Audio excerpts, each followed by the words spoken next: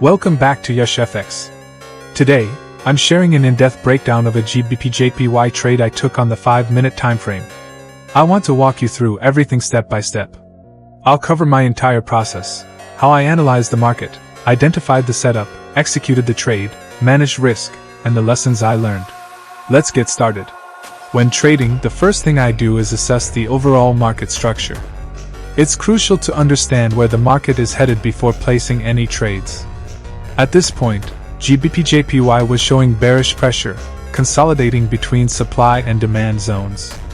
What do I mean by that? Supply zones are areas where sellers dominate and push the price lower, while demand zones are where buyers step in and push the price higher.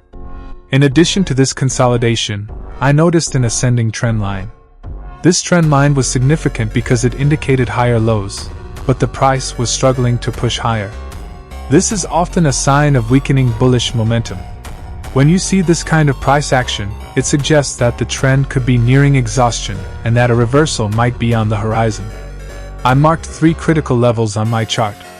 The first was the supply zone, where the price had previously rejected multiple times. This was an area where sellers were clearly stepping in. The second was the demand zone below the recent lows, where buyers had shown strong interest. The third was the trend line itself, which provided additional confluence. With these levels in mind, I was prepared to take action when the market gave me the right signal. Let's break down the trade. The price approached a key supply zone, a level where it had already rejected multiple times. Watching this zone, I noticed the price struggling to break above, which was a clear sign that sellers were defending the area.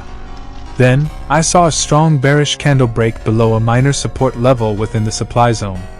This was my entry trigger.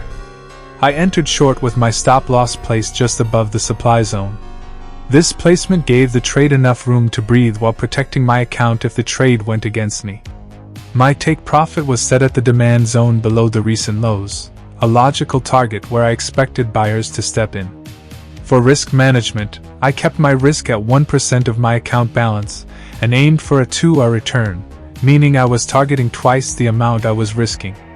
Once in the trade, it's all about patience. Many traders struggle with staying in trades, especially when the price consolidates or moves against them briefly. In this case, the price did consolidate for a short period, but I trusted my analysis and stuck to my plan.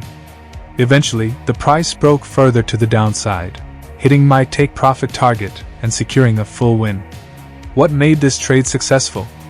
3 key factors: patience, risk management, and a clear, high probability setup. By waiting for confirmation, I avoided jumping in too early.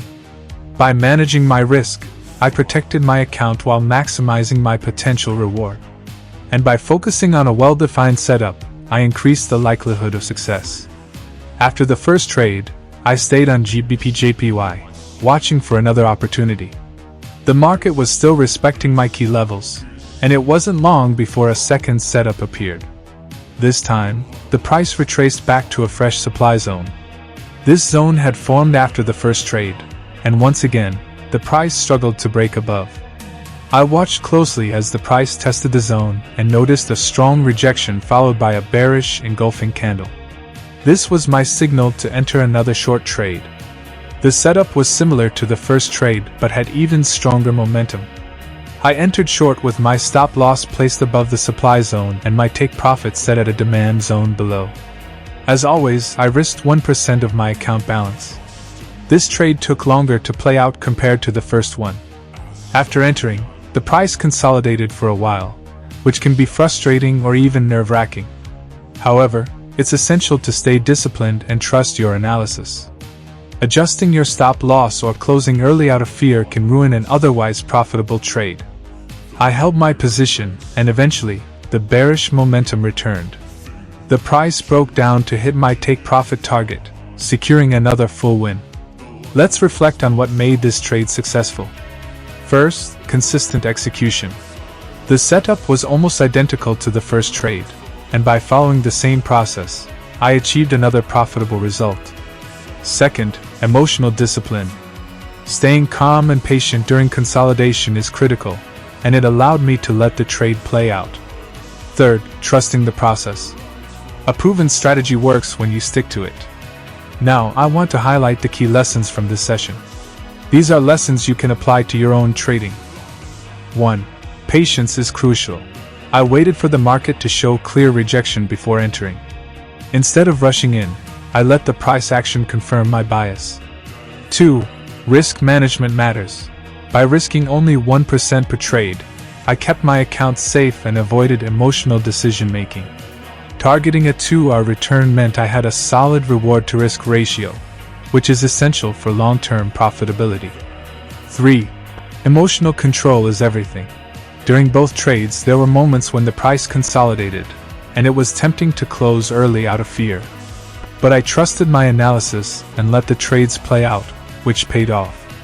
4. Proven strategies work. My approach, using supply and demand zones, trend lines, and structure breaks, delivered consistent results. When you stick to a tested strategy, you remove guesswork and trade with confidence. To summarize, this session involved trades on GBP/JPY, both on the 5-minute time frame. This session reinforced the importance of patience, discipline, and following a proven strategy.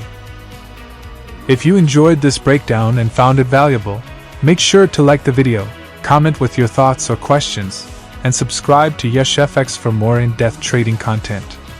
Thanks for watching, and as always, trade smart, stay consistent, and I'll see you in the next video.